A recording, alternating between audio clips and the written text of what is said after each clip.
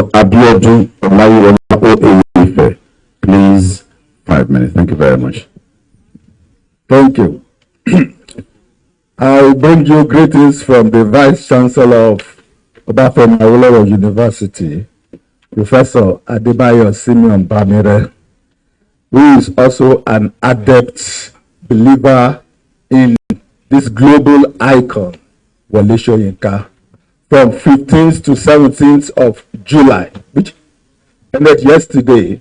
We organized a series of talk shows on OU Great FM Radio discussing the legacies of Wole Soyinka. And on the 31st of this month, there will be a program like this organized in honor of Wole Soyinka at 90. I want to tell you that Professor Wole Soyinka is the Emeritus Professor of Dramatic Arts of Obafemi Awolowo University. So I'm glad to be here. Very briefly, I've been listening to other people who have talked about the enduring legacies of his works, trying to interrogate the deep connotations and the cultural motifs resident in Wole Soyinka's works. But I am particular about the filmmaker's position on creating an enduring legacies for Professor Wole Soyinka. One person, Tuji Aziz, was asking students and pupils if there was any one of them who had read Soyinka's works. I was so sad that not just one said I had read it. Then it means that there is a disconnect that we must try to fix. You know, if you have not read it, I must say that Soyinka's The Lion and the Jewel is on the reading list of WAEC and NECO this year, and it will be there in the next 2 years. But none of the students in secondary school here had read it. Then it means something is wrong. Why? Because we are shifting from what we call reading culture to viewing culture. Our students are glued to their phone. They are on Facebook, they are on X, known as Twitter, they are on WhatsApp, they are on Instagram. So until we move Soyinka from the pages of the playtext to the visuals so that they will be able to see and interact with it, then we may be losing the legacies that this great man, this icon of culture, has brought into our generation. But I keep wondering, why is it that our filmmakers have not taken time to delve into the cultural essence of Soyinka's works? So I realize that Soyinka's literary works do not easily yield themselves to visual or filmic adaptation because most of his writings are laced with deep cultural connotations that are not easily be deduced or decoded by the non-initiates of that cultural orientation. And most of the filmmakers that we have today, some of them, they are even cut off from their culture. They do not understand their own culture, neither do they understand the Western culture that they claim to be imitating. Then something is wrong with it. Another thing is that somebody has said it. Soyinka thinks in his language and writes in English. So if you are not deep rooted in the culture of your people, in the indigenous culture, you may not be able to interpret or adapt Soyinka's works.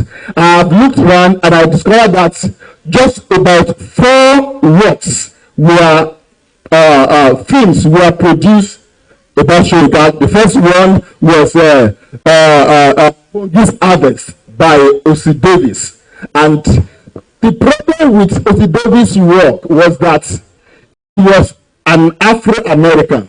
So he had never been to Africa before, and he was directing a work that is deeply rooted in African culture. So he was disconnected. So much that even Soyinka himself, despite the fact that he acted in that film and played the role of Kongi, dissociated himself from the work, and he said the film was not the script that he wrote because of that distanciation. There was another work that was recently done by Biyi Bantele, that is Eleshoba, adapted from Soyinka's Death and the King's Horseman. And Biyi Bantele tried to bring into enactment the cultural connotations and icons that are represented in Soyinka's works. But that is also problematic. When you look at Biyi Bantele's works, you will discover that he was trying to be too faithful to the original text. In adaptation, we talk of fidelity to the source. Should a filmmaker be faithful or not faithful? So when you maintain too much faithfulness, what will happen? There's something we call in film pictorial fluidity, which now became lacking in Biyi Bantele's works. Our icon of Nollywood, Tunde Polani, also came with a film that I call Sidi Ilijile, which is an adaptation of Soyinka's The Lion and the Jewel, where he tries to look at the interplay of story between Baroka and Lakole struggling to have Sidi.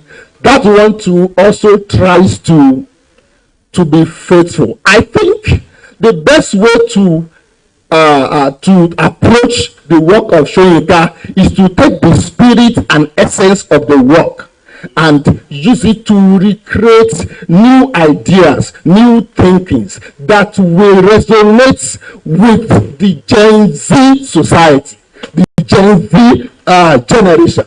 If these children do not connect to those elements of the play, they may not be able to do well. So I want to challenge that filmmakers should begin to have a new orientation, a new reordering, a new reimaging of Wole Soyinka's works, so that his works can remain enduring as a legacy.